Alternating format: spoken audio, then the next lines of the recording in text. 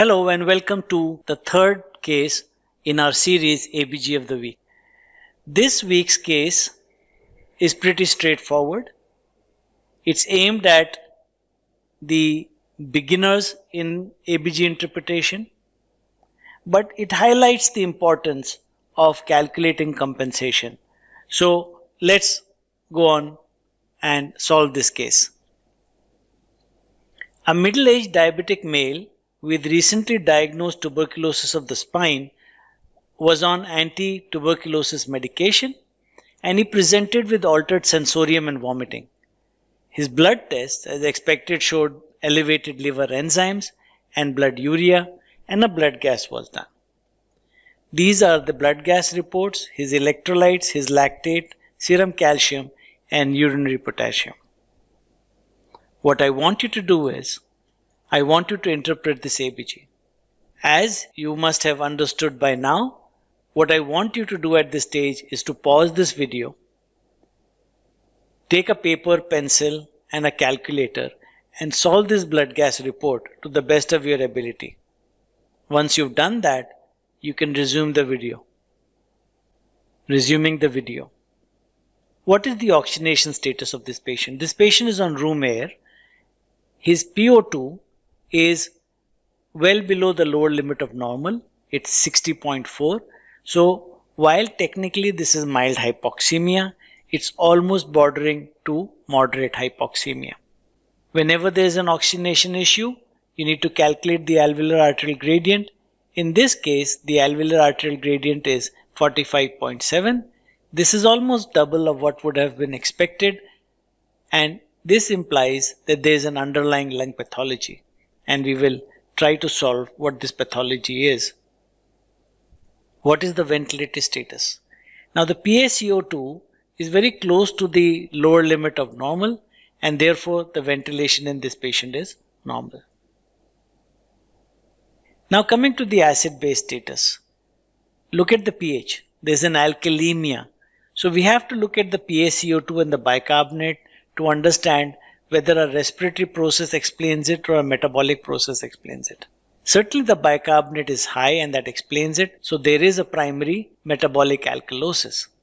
Picking up the respiratory alkalosis may not be straightforward at this stage.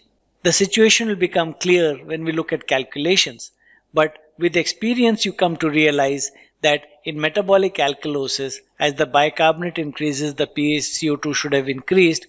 It has not. In fact, it's a little lower than the lower limit of normal, and therefore an experienced intensivist would pick up an associated primary respiratory alkalosis. But it's not a big issue if you could not pick up the respiratory alkalosis. Let's go on to the next step. And the next step is very important. Always calculate compensation. So for primary metabolic alkalosis, what is the compensation?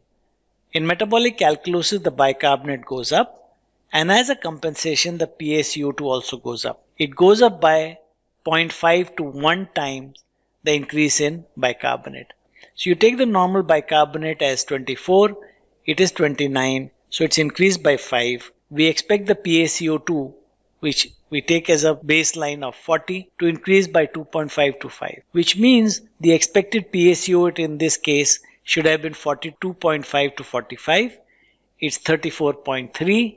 So there has to be a primary respiratory alkalosis to explain the fall in PaCO2 from well above 40 to below the lower limit of normal. In conclusion, this patient has mild hypoxemia.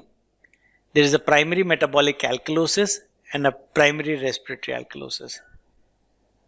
What could be the cause of primary metabolic alkalosis? Well, vomiting is very obvious in the history, and that is known to cause metabolic alkalosis. So that is one.